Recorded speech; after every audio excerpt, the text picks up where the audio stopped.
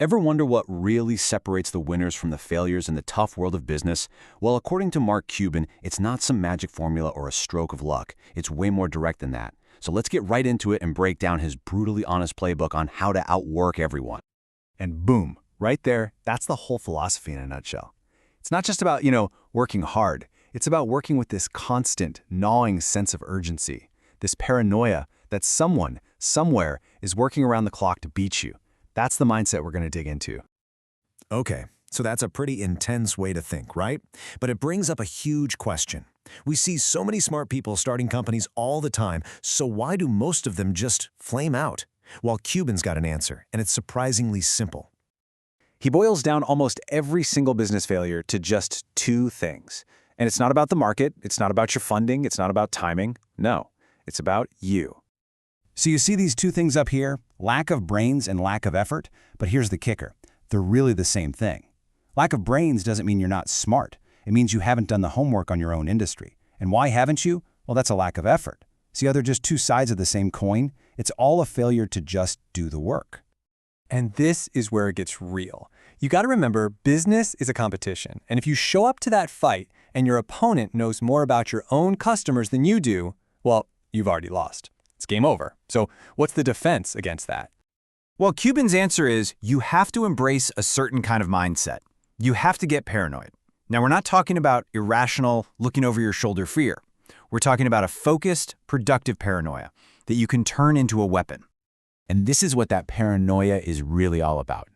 You shouldn't be afraid of some shadowy competitor in an office somewhere. You should be absolutely terrified that right this second, someone else is out there learning more than you are.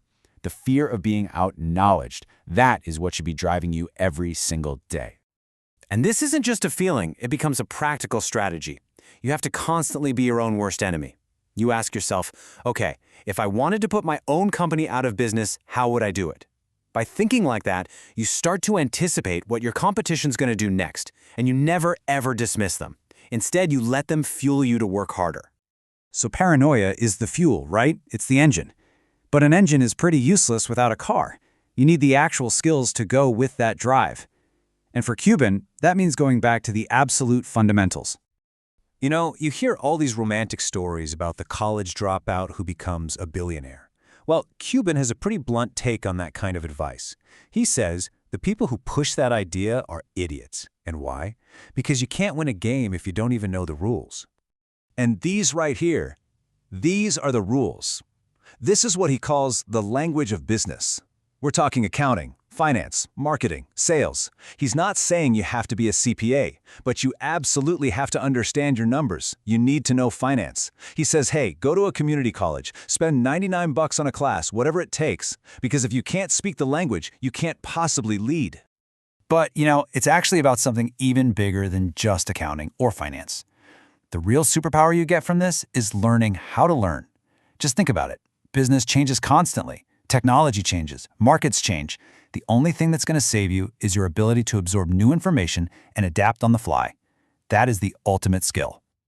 All right, so you've got the paranoid mindset, you've learned the language of business. Now what? How do you actually apply it? Cuban's advice here is refreshingly simple. Forget all the complicated growth hacks you read about. It's about pure, focused action. It all comes down to this number, 1.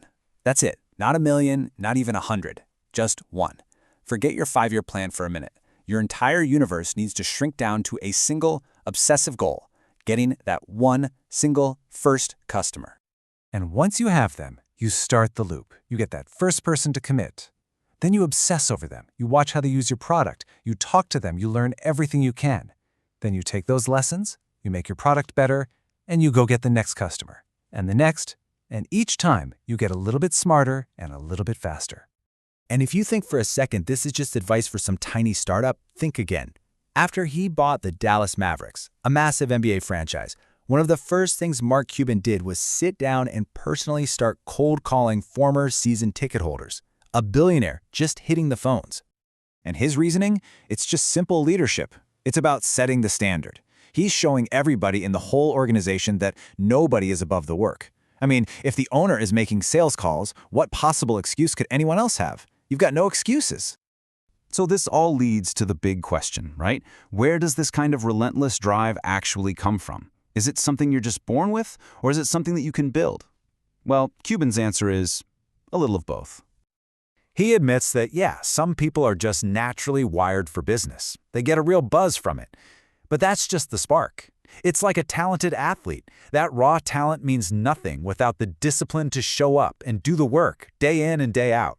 Success isn't a gift, it's forged. And this isn't some philosophy he came up with late in life. This has been his operating system since he was a little kid. He was buying and selling stamps and baseball cards. But look at the strategy here. He didn't just sell random cards. He repackaged them to guarantee a card from the local team, a Pittsburgh Pirate, and then sold those packs for 3 times the price. That's hustle and brains working together right from the very beginning. So we end right back where we started. It's not about tomorrow, it's not about next week, it's about today, right now. That person who's trying to take it all away from you, they are working. The only question left is, are you?